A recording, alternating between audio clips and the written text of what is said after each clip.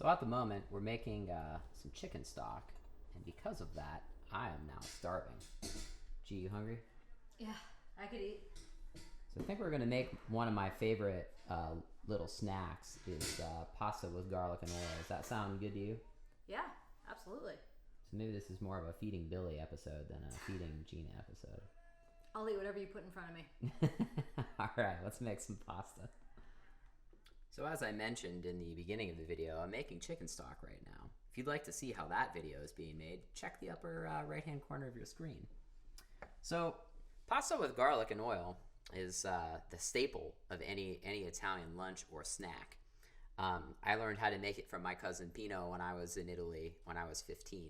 And the first time I ever had it, despite being raised in an Italian household, where my mother and my father are both Italian, that was the first time I ever really had that as prepared in that way. So the first thing that we're going to do is just get some water boiling. So when you're cooking pasta, always it's important to really season your water, but this is super important because really the only components of this dish are pasta, garlic, olive oil, and a little bit of basil. So we're going to put that's about 1/8 teaspoons of salt in there.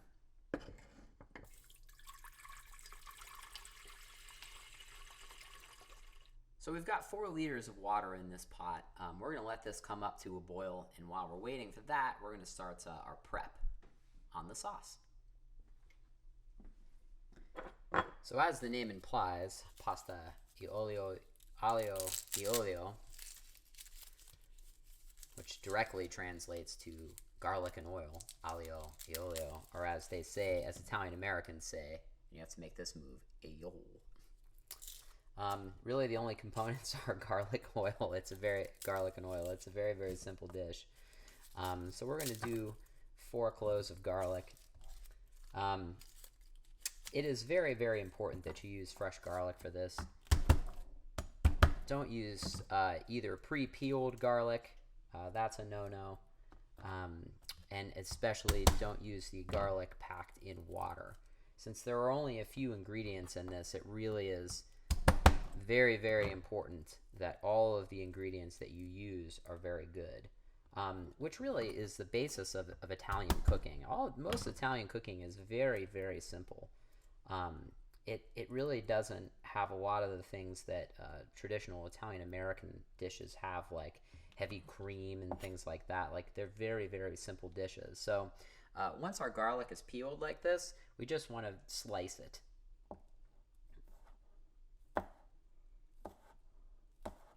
So the scene in Goodfellas when he's slicing it with a razor, that's what you're going for.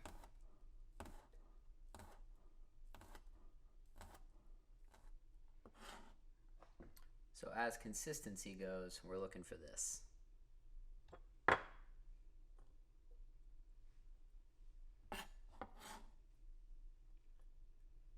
So we're just going to set that off to the side in a little ramekin. Now we're going to get the other component that is not a traditional component, but I like it a lot, and it's a little bit of basil. So like any good Italian boy, we grow basil here. I just went outside and grabbed some. We're just going to layer these. So this is how you cut basil. You take them like this. You put the leaves inside of each other.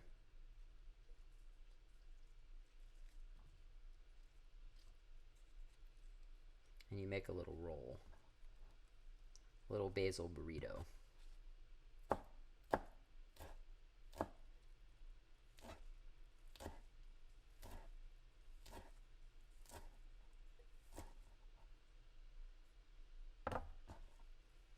And this is, to use a culinary term, this is chiffonade. I'm just going to put this in a little ramekin and set that off to the side. So the other ingredient to prep here is just some cheese. Now you want to use Parmesan cheese for this. You want to grate it fresh. So I'm just using a microplane here. Don't buy the pre-shredded, pre-grated Parmesan cheese, especially the kind in the green can. That is just sawdust.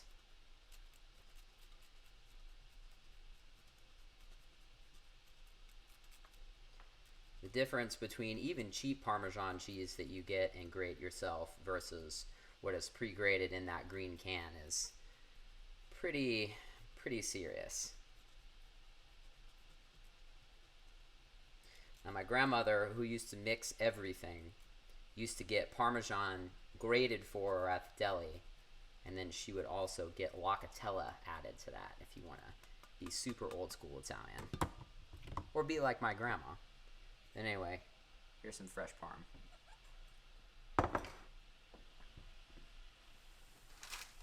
So now that our water is boiling pretty vigorously, we're going to add the pasta.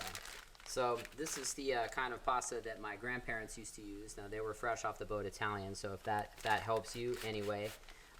So you do want to use a good pasta for this. A bronze dye pasta is always good. You're looking for something that has a very rough exterior versus a smooth exterior. There's the pasta in the blue box that claims to be Italy's #1 pasta. It's certainly fine, but it does have a shiny exterior, so I don't find that the sauce sticks to it as much. So this is a 1-pound package. Generally with pasta, you want to use a 1/4 pound per person. So because it's Jina and I'm going to use half of this package. We're going to put it in the water. Now, this dish is one of timing. So while that is in the water, we're going to turn our heat onto this pan for medium. And we're going to grab a pair of tongs here. And we're just going to spread this out like this. You know, this is going to cook. This is going to take about 5 minutes to cook. So when you're making this dish, you want to make sure that you have the timing between this and this, because that's what makes it. It's the only hard part about this dish is just the timing. So when you're making long pasta, you want a nice tall pot like this. And you don't have to put oil in here. The oil does nothing. If you put oil in the water, it's not doing anything for you. So the only thing you need to do is just let it lay down like this, and then you're kind of making a little nest on the bottom here. So because this bronze dye pasta has, it's more exposed with the surface, you are going to get some foam up here. This is just the natural starch, which is a good thing, because the pasta water is a component of the sauce. So we're going to let this pasta cook. Now when you're cooking pasta, you want it to be what's called al dente, which means to the tooth, which means it just has a little bit of crunch to it. I think that most people overcook pasta, which again is a pet peeve of mine. I like pasta a little bit undercooked, and then to put that into the sauce, you always want to finish cooking your pasta in the sauce. As I said earlier, as far as the salinity of the water goes, the salt water is the only time that you have to season the pasta. That's why salting the water is so important. So the Italians say it's supposed to taste like the sea. So if that gives you any idea of how salty the water should be, you can be pretty liberal with that salt. So I like to just keep this moving and run my tongs across the bottom of the pan just to make sure that it's not sticking. I'm just kind of doing this rolling motion here. And then the other thing is, since I have this pan on medium heat, there's a good way of checking its temperature. You can just take a little bit of the water and go like that. So I know that this pan is actually really hot, so I'm going to turn the heat off. I'm cooking on an electric stove, which, you know, I've just gotten used to it at this point. So one of the things about that is you can, there really is a lot of trapped residual heat within the burner. So I'm going to just shut my heat off because, again, we don't want to burn our garlic when we put it in there. So I think we're at a pretty good spot with the pasta. We can start. Again, that's some good heat in there. The only thing I am going to get prepped is a ladle. Or as my grandparents called it, a cupine, which with their dialect, I don't really know what that translates to. I think it's the closest thing, or a cupino they called it. I think it's the literal translation to it is more of a liter, a unit of measurement, and then if it's or a small cup, that might be just their Italian-American way of doing that. So garlic.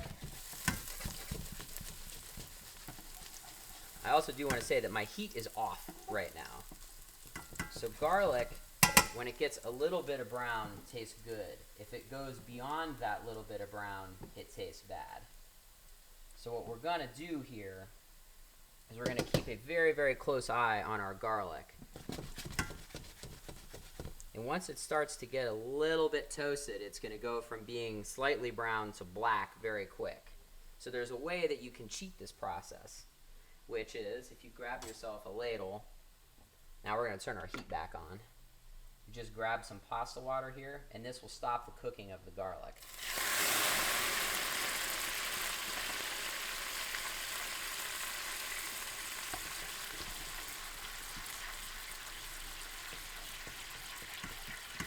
Now I turn the heat back on here because I want this to reduce. Because the primary point here is the primary component of the sauce is the oil. So I'm going to check my pasta right now. So the best way to do this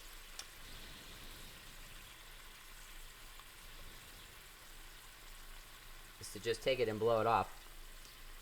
Okay. So looking at this, it's still a little bit crunchy. And there's a little bit of white in the interior, so it still needs to cook a little bit more.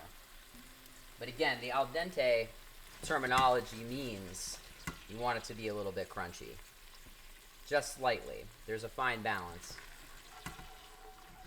There's undercooked, and then there's perfect. So again, I'm just reducing this water out of here now. I'm on medium-high heat.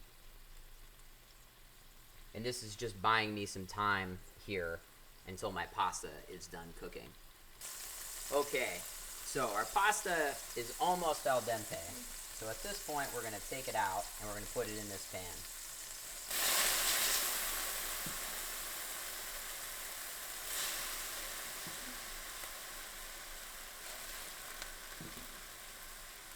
Okay, now we're just going to mix this.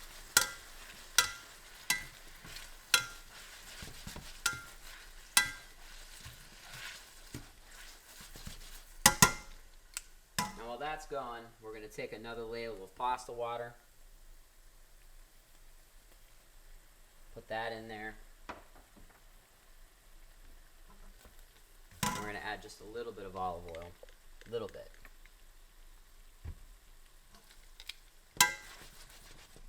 I'm losing some of my heat here. Now, if you did notice, I didn't shut the water off, or I didn't shut the heat off on the water. I want to keep that boiling. If you also notice, I didn't put any salt in this. So the pasta water is adding two components here. It's adding starch, which is going to thicken the sauce, and it's also adding salt. So at this point, we're going to add our basil in.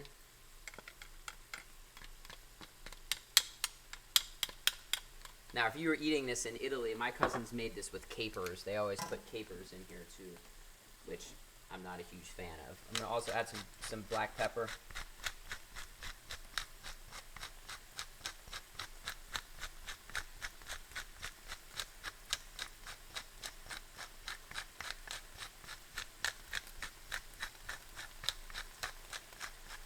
Okay, and I'm going to also add some red pepper flakes.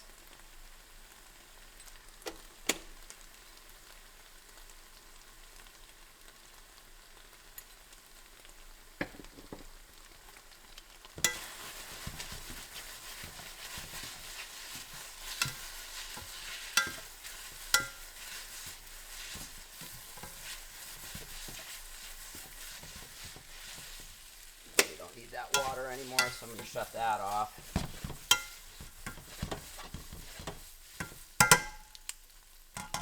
So at this point, I am going to taste for seasoning.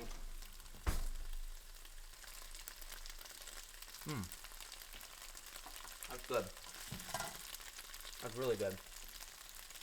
Okay, a little bit more pasta water. I need to... My stove is still hot, so I need to get some plates out. And you got to keep some water in there, or the pasta is going to stick like it's doing right now.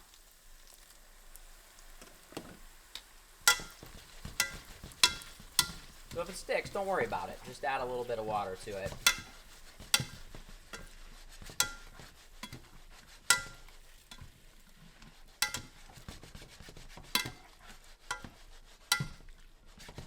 Okay, we're gonna plate this up. Okay, so to plate this, we're gonna take our pan, we're gonna grab our pasta with our tongs, and then you place it in the plate, and then you spin the plate,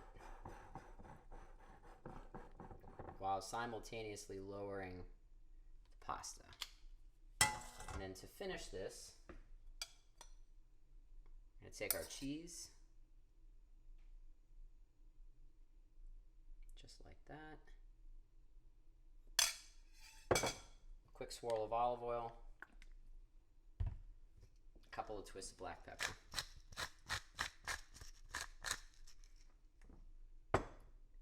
Now let's see if Jina likes it.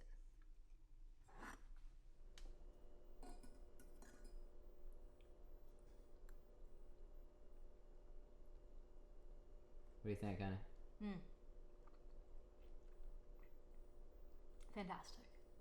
Very, very good. You feel like you're back in the old country? I do. Should there be capers in that? Yes. You think? Yeah, no. No, it's fine just as is. I'm gonna say something in Italian. Let everybody know your roots. Gesù Cristo. Gesù Cristo. You're running in my house. Gesù Cristo. Ciao, ciao, ciao. All right. Jina approved. Thanks for stopping by.